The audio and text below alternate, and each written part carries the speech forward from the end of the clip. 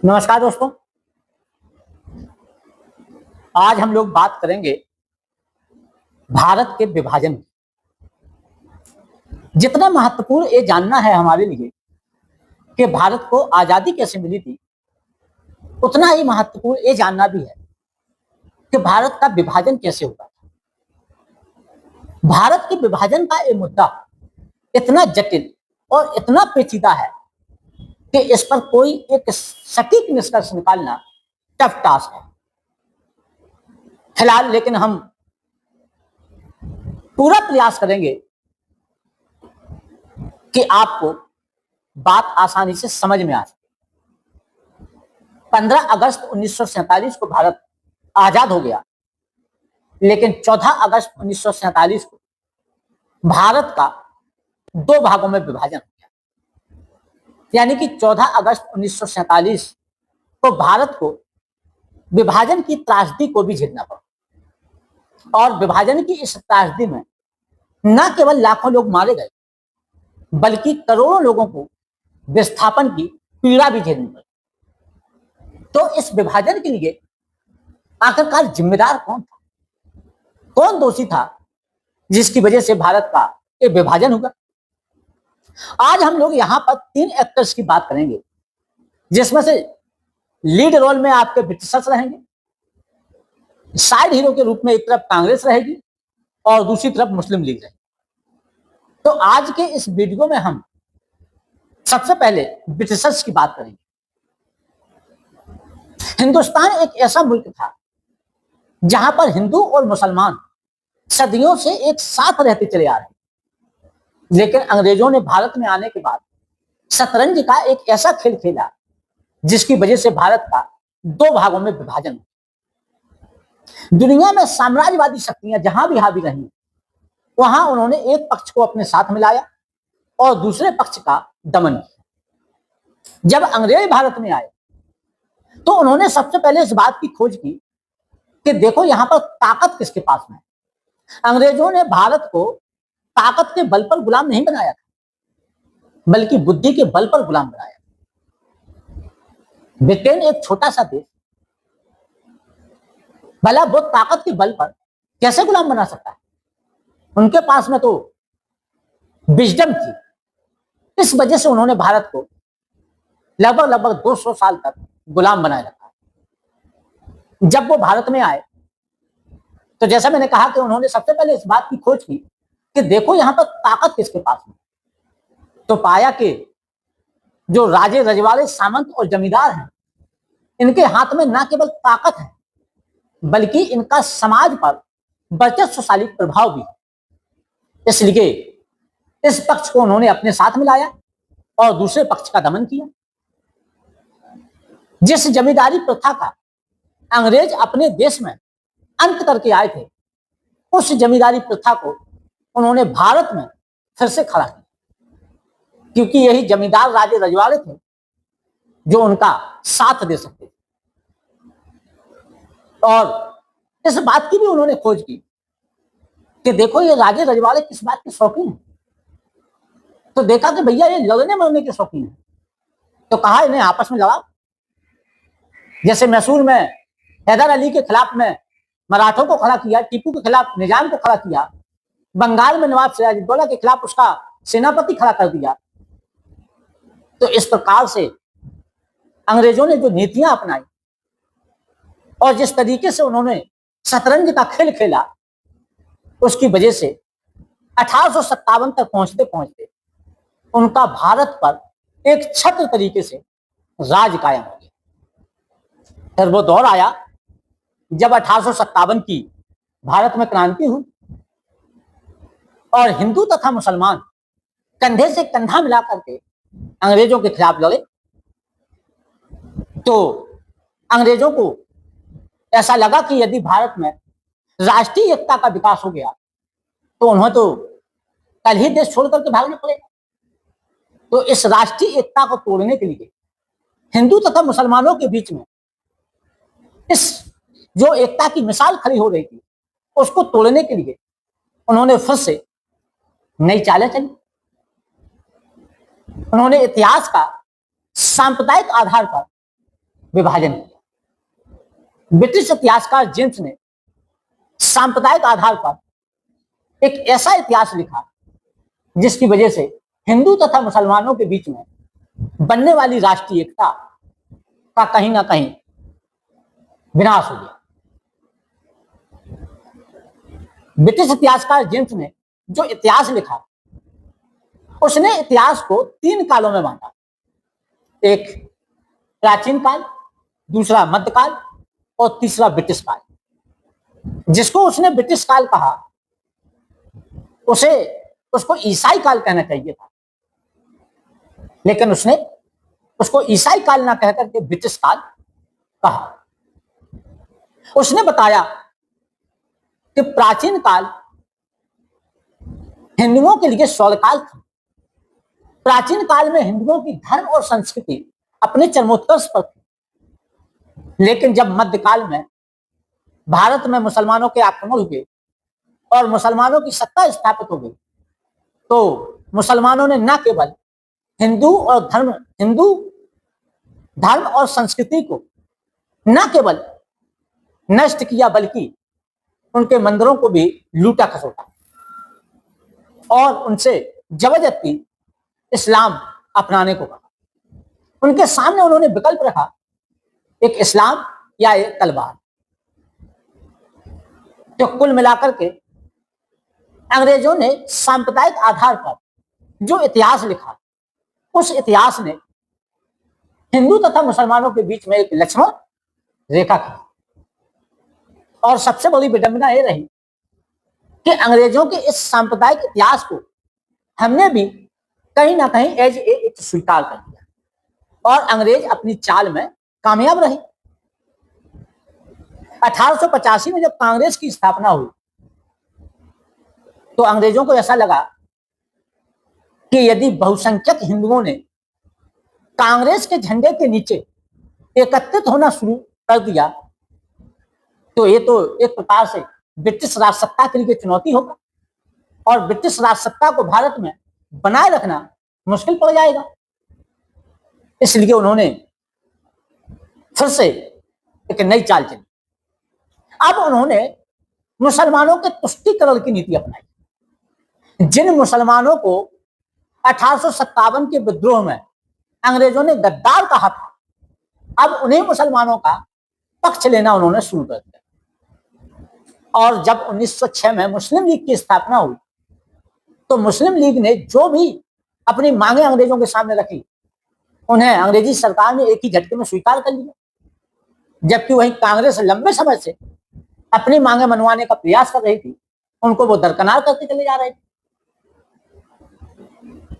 फिर आगे चल करके उन्होंने इससे बड़ा भी खेल खेला और हिंदू तथा मुसलमानों के बीच में एक प्रकार से एक बड़ी खाई बना दी। जब 1909 में उन्होंने अधिनियम पास किया और 1909 के इस अधिनियम में उन्होंने मुसलमानों को पृथक मताधिकार का अधिकार दे दिया। तो पृथक मताधिकार का अधिकार देकर के उन्होंने एक प्रकार से सांप्रदायिकता की बुनियाद जो वो लगातार कहीं ना कहीं खड़ी करते चले जा रहे थे उसको और गहराई से उन्होंने खड़ा कर दिया। और सबसे बड़ी विडंबना ये रही कि 1909 के अधिनियम से जो सांप्रदायिकता के आधार पर निर्वाचन का मताधिकार मुसलमानों को दिया गया था उसे 1916 के अधिनियम में कांग्रेस ने भी स्वीकार कर लिया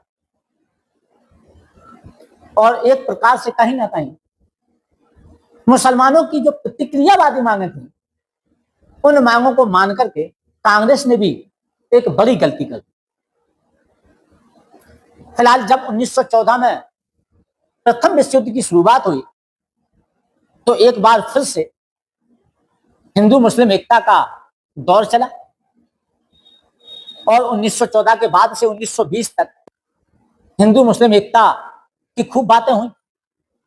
लेकिन 1921 में जब मुपला कांड हुआ और 1922 में जो चौरा चौरी हुआ उसके बाद से हिंदू मुस्लिम एकता का जो ये दौर शुरू हुआ था वो दौर भी कहीं ना कहीं समाप्त हो गया। और फिर जब अंग्रेजी सरकार के द्वारा 1927 में साइमन कमीशन की नियुक्ति की गई, तो साइमन कमीशन भारत में ये देखने के लिए आया था कि क्या भारत इस योग्य हो गया है कि उसे संवैधानिक अधिकार दिए जाएं, और दिए भी जाएं तो किस सीमा तक दिए जाएं।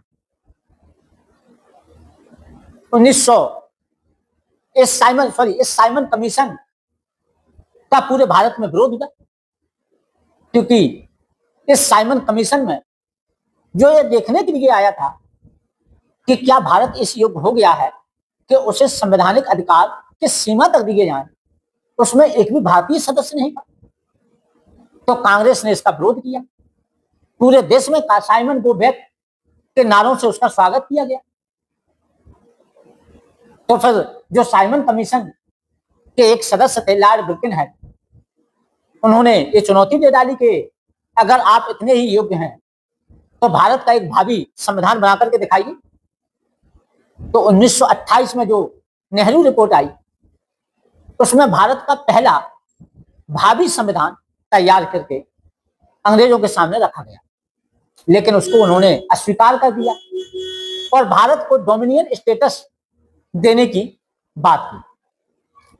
क्योंकि कांग्रेस का जो 1929 में लाहौर में अधिवेशन हुआ था, जिसकी अध्यक्षता पंडित जवाहरलाल नेहरू कर रहे थे, उन्होंने डोमिनियन स्टेटस को लेने से अस्वीकार कर दिया और कहा कि अब भारत को पूर्ण आजादी चाहिए।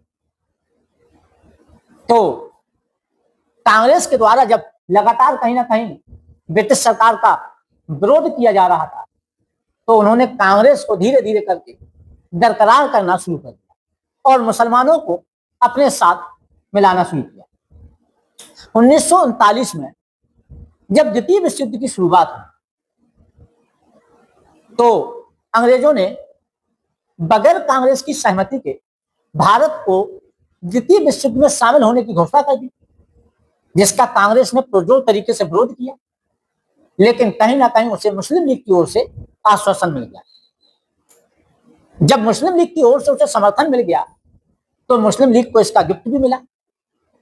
1940 का जो अगस्त ऑफर भारत में आया था, जिसके बारे में कहा जाता है कि चर्चिल ने अपनी कुटिल कूटनीति से उसको तैयार किया था, उसमें एक प्रावधान ये कर दिया गया कि भारत में अल्पसंख्यकों की सहमति के बिना कांग्रेस को सत्ता नहीं सौंपी जाएगी। और ये मोहम्मद अली जिन्ना के लिए एक गिफ्ट था, क्योंकि जो मांगे मुस्लिम लीग करती चली आ रही थी, अंग्रेजी सरकार कहीं ना कहीं उन पर अपनी मोहर लगाती जा रही।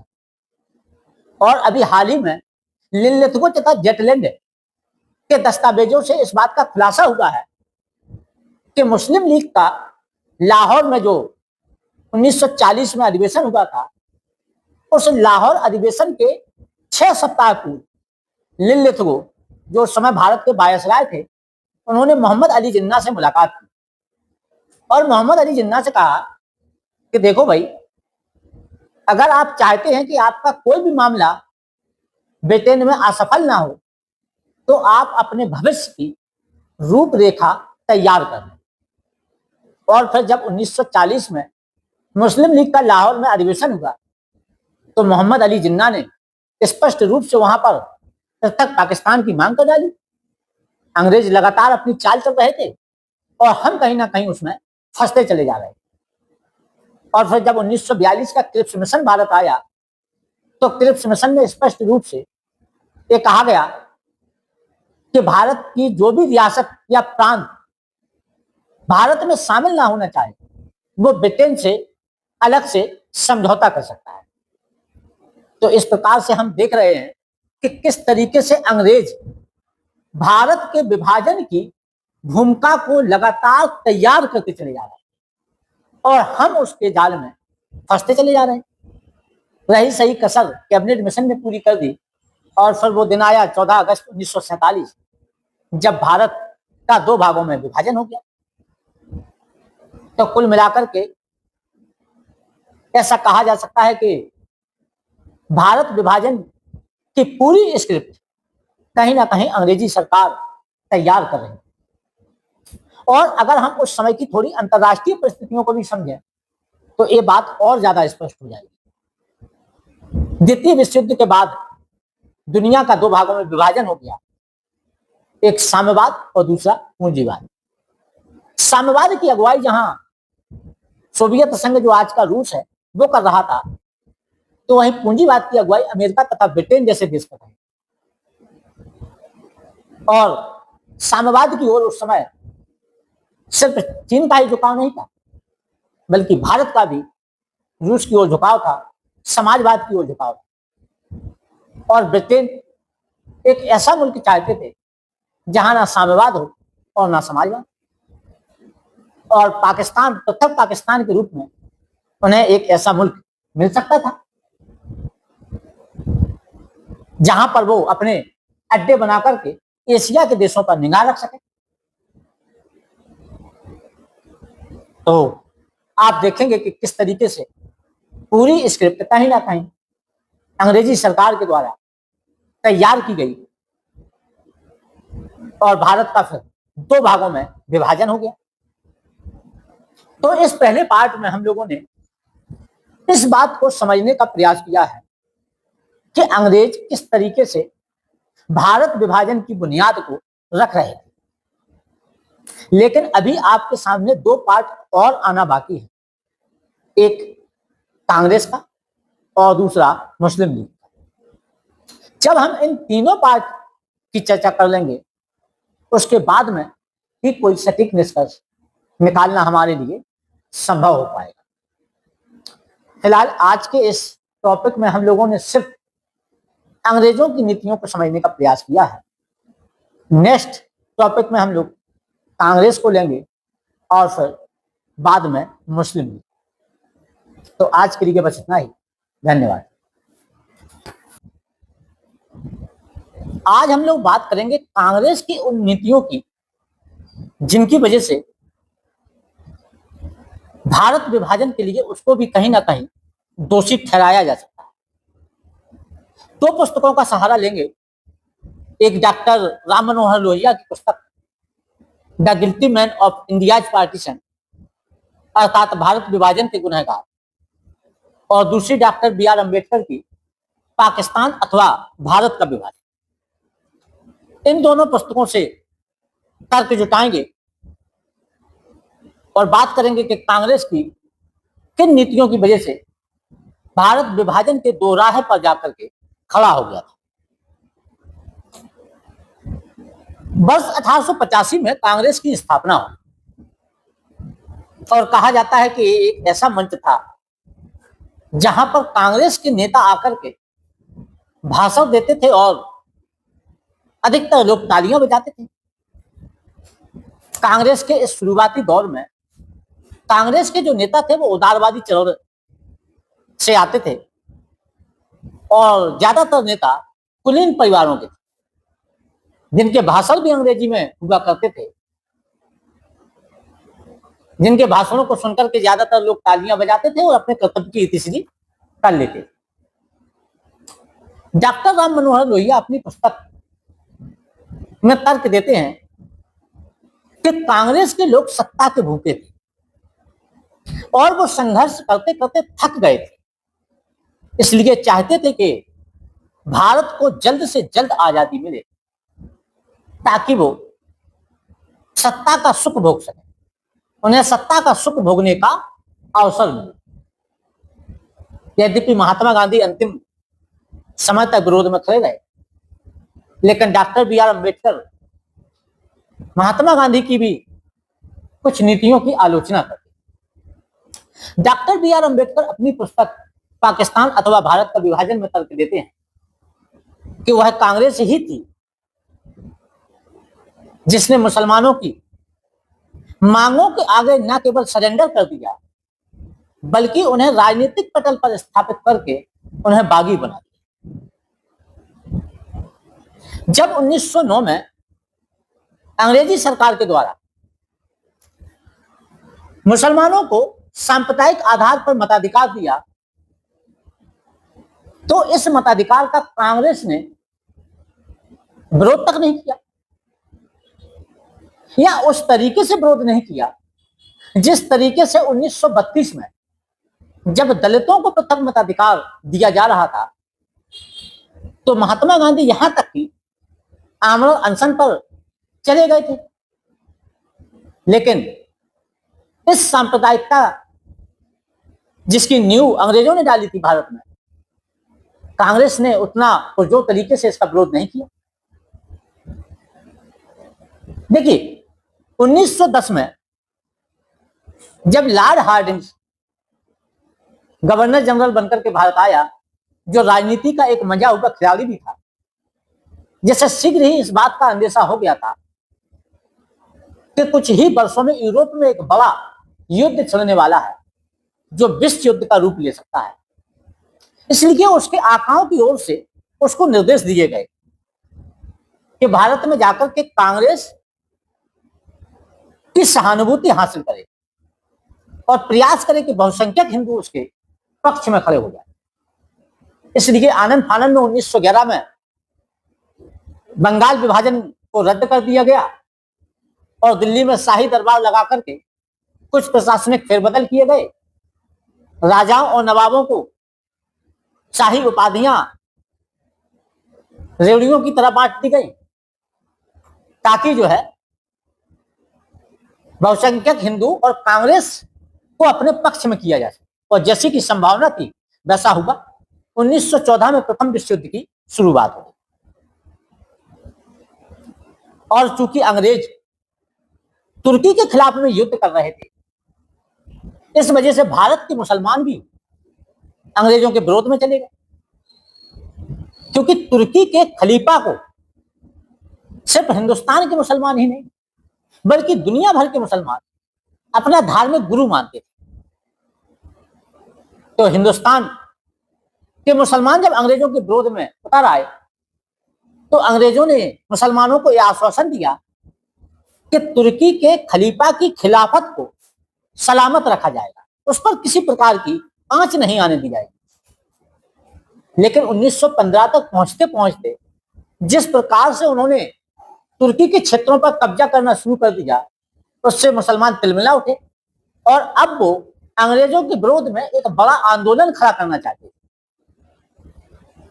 लेकिन इसके लिए उन्हें कांग्रेस के सहयोग की आवश्यकता थी, क्योंकि बगैर कांग्रेस के सहयोग के वो अंग्रेजों के विरोध में कोई बड़ा आंदोलन खड़ा नहीं कर सकते। 1916 में लखनऊ में एक समझौता हुआ जिसे लखनऊ समझौते के नाम से जाना जाता है। यहां पर मुस्लिम लीग ने अपनी कुछ मांगे रखी, जिसमें से पहली मांग तो यही थी कि 1909 के अधिनियम के आधार पर जो मुसलमानों को सांप्रदायिक मताधिकार दिया गया है उसको यथावत बना रहना चाहिए। और दूसरी मांग उन्होंने ये रख दी कि यदि 3/4 मुसलमान कांग्रेस के किसी प्रस्ताव का विरोध करते हैं तो उसको पास नहीं किया जाएगा। इस प्रकार से कांग्रेस ने मुसलमानों की इन प्रतिक्रियावादी मांगों पर अपनी मोहर लगा दी और फिर शुरू होगा खिलाफत आंदोलन।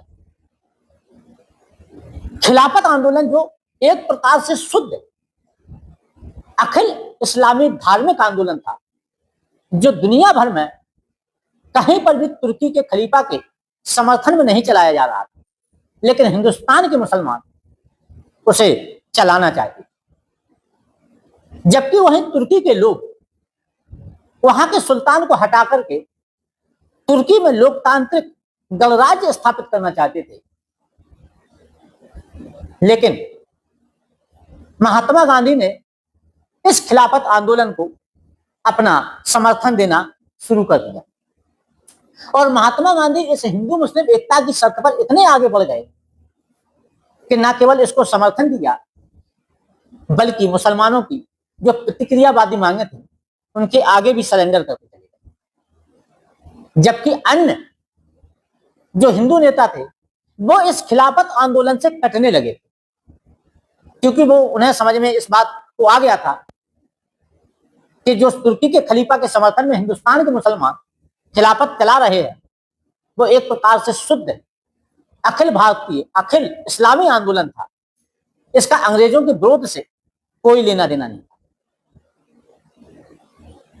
डॉक्टर अंबेडकर अपनी पुस्तक में आगे लिखते हैं कि महात्मा गांधी इस हिंदू मुस्लिम एकता के इतने दीवाने हो गए, इस हिंदू मुस्लिम एकता की सत्य पर इतने आगे बढ़ गए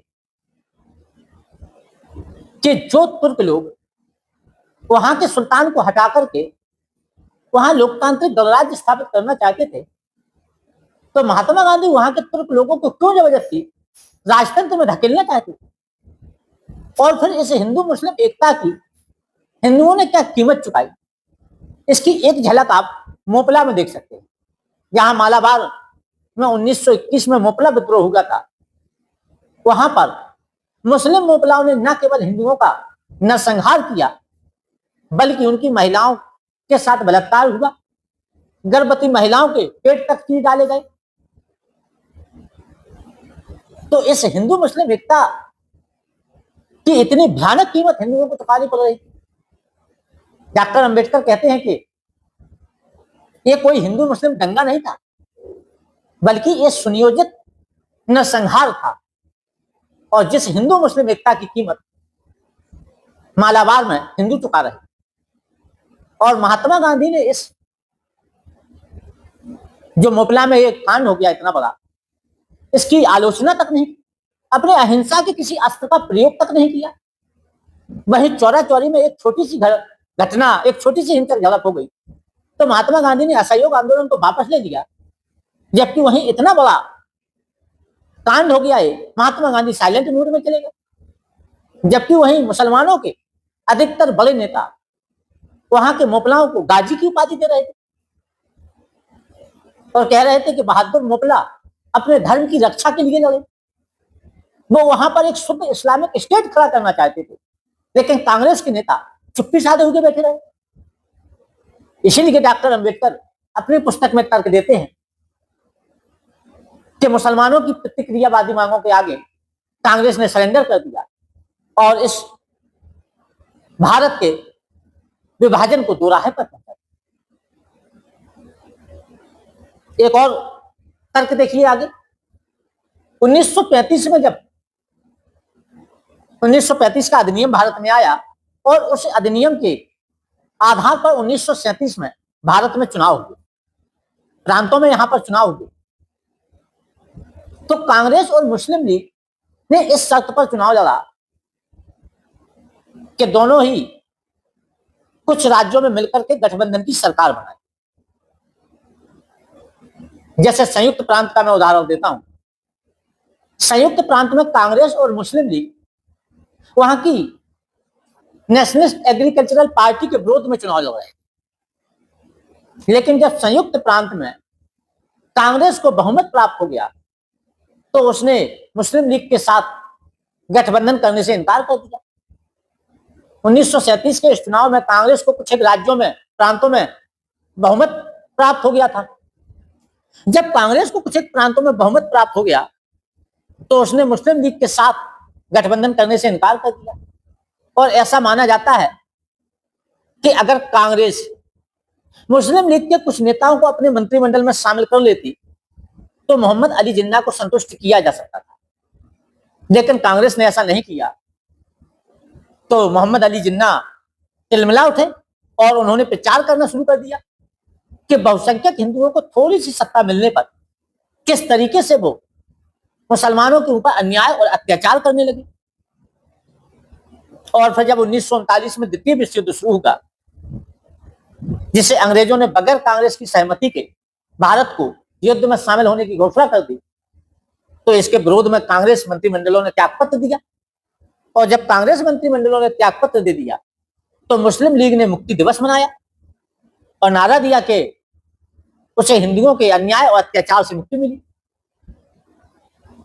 फिर जब आगे चलकर के जब 1942 में भारत छोड़ो आंदोलन की शुरुआत हुई, तो कांग्रेस के बहुसंख्यक नेता जेल में डाल दिए गए और अंग्रेज भी इधर द्वितीय विश्व युद्ध में फंस गए, तो मुस्लिम लीग के लिए पूरी तरीके से मैदान साफ हो गया।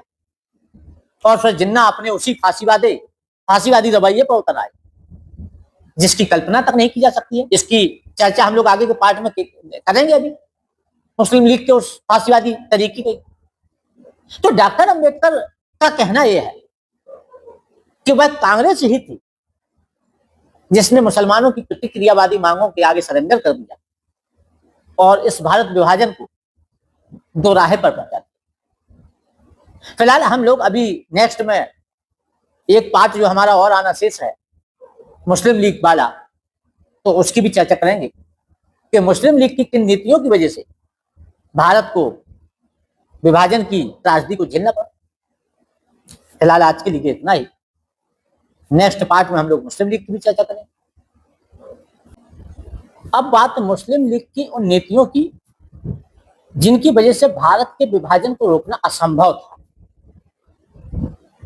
क्योंकि मुसलमानों ने इस देश पर 700-800 सालों तक शासन किया था, इसलिए वो किसी भी कीमत पर हिंदुओं के पिछलग्गू बनकर के नहीं रहना चाहते। और भारत का स्वाधीनता आंदोलन स्वतंत्रता, समानता, न्याय तथा लोकतंत्र के मूल्यों की स्थापना के लिए लड़ा जा रहा था। कांग्रेस भारत में लोकतांत्रिक मूल्यों को स्थापित करना चाहती थी, लेकिन मोहम्मद अली जिन्ना का लोकतंत्र में विश्वास नहीं था।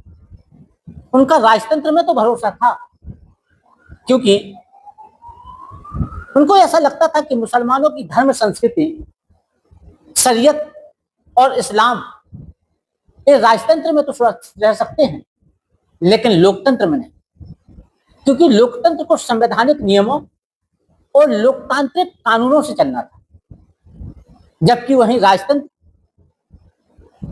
में मुल्ला, मौलवी, काजी, मुफ्ती इनके बनाए गए नियमों से शासन होता था।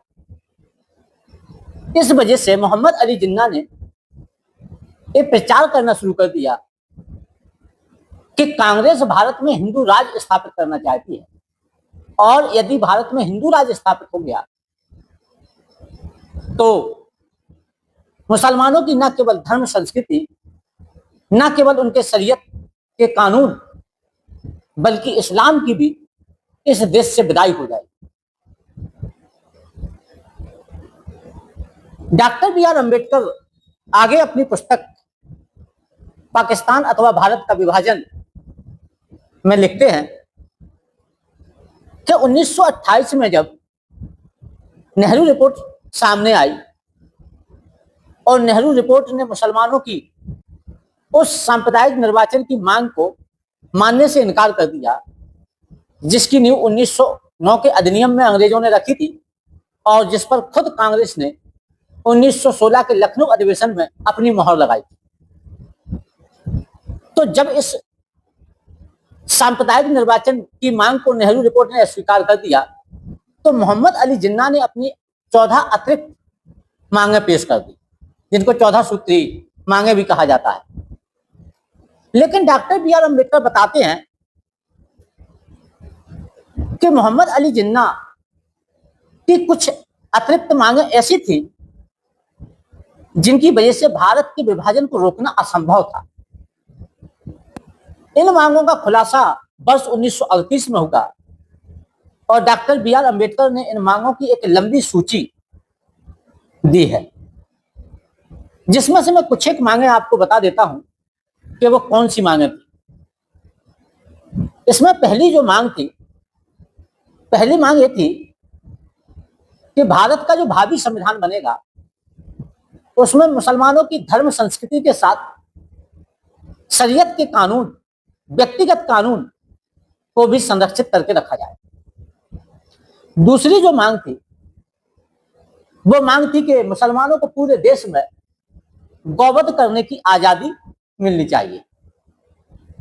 तीसरी मांग थी कि जो हमारा तिरंगा झंडा है इसको या तो त्याग दिया जाए या इसकी जगह पर मुस्लिम लीग के झंडे को रखा जाए, या फिर तिरंगे के बराबर ही मुस्लिम लीग के झंडे को महत्व दिया जाए। अगली मांग थी कि वंदे मातरम के गीत को त्याग दिया जाना चाहिए। वंदे मातरम के गीत को लेकर के अभी हाल फिलहाल में बहस भी चल रही है और इसको लेकर के हम अलग से एक वीडियो बनाएंगे कि वंदे मातरम का क्या इतिहास है और उसको लेकर के क्या बहस चल रही है। अगली मांग थी कि मुसलमानों को 50% सीटें दी जाए, यानी कि 50% रिजर्वेशन उनको मिले। और अगली मांग थी कि उर्दू को राष्ट्रीय भाषा का दर्जा दिया जाना चाहिए। उस समय 1939-40 के बीच में भारत की जनसंख्या 40 करोड़ के आसपास थी, जिसमें से 6.5 करोड़ मुसलमान थे और 2.5 करोड़ मुसलमान उर्दू जबान बोलते थे। और उर्दू को राष्ट्रीय भाषा बनाने का मतलब था कि एक प्रकार से आप 2.5 करोड़ मुसलमानों की भाषा जबरदस्ती अन्य लोगों पर थोपना चाहते। और जो 50% सीटों की उन्होंने मांग की थी, डॉक्टर अंबेडकर लिखते हैं कि इससे सिर्फ हिंदुओं का ही अहित नहीं हो रहा था, बल्कि इससे तो अन्य जो अल्पसंख्यक थे उनके भी हक, अधिकार और हुकूक को मोहम्मद अली जिन्ना ने ताक पर रख दिया था। फिलहाल ये सूची लंबी है, जैसे मैंने कहा, मैंने कुछ एक मांगों की चर्चा की।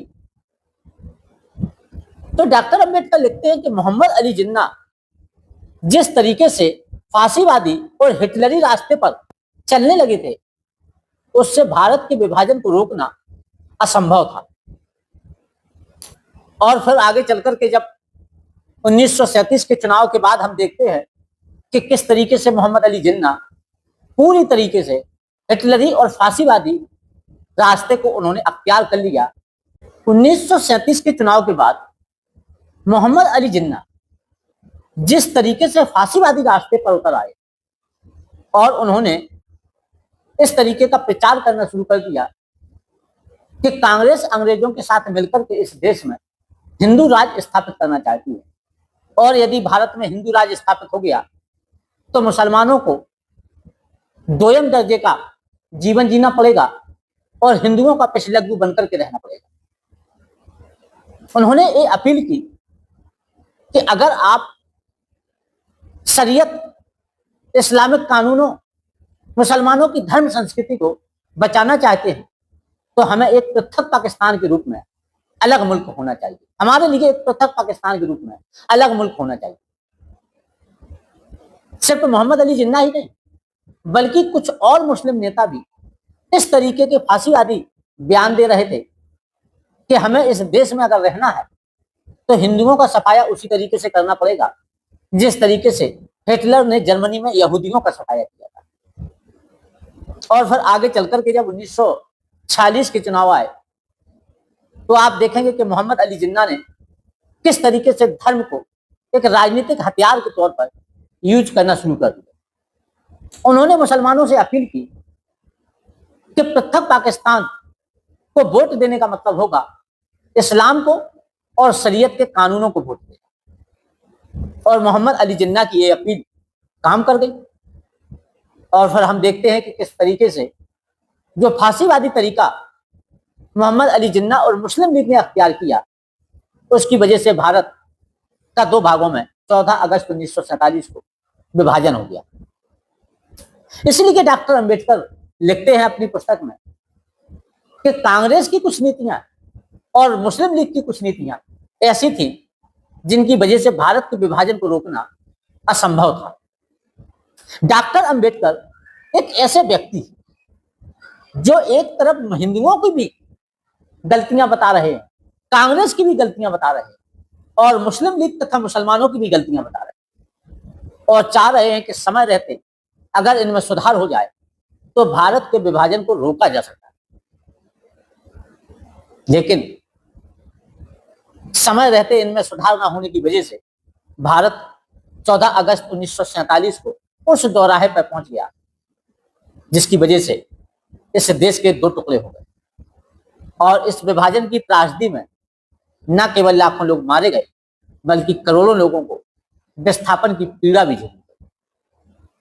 तो आज के इस वीडियो में हम लोगों ने जो अंतिम पार्ट था, इसमें मुस्लिम लीग की कुछ उन नीतियों के बारे में चर्चा की जिनकी वजह से भारत के विभाजन को रोकना असंभव हो गया। तो आज के लिए बस इतना ही। धन्यवाद।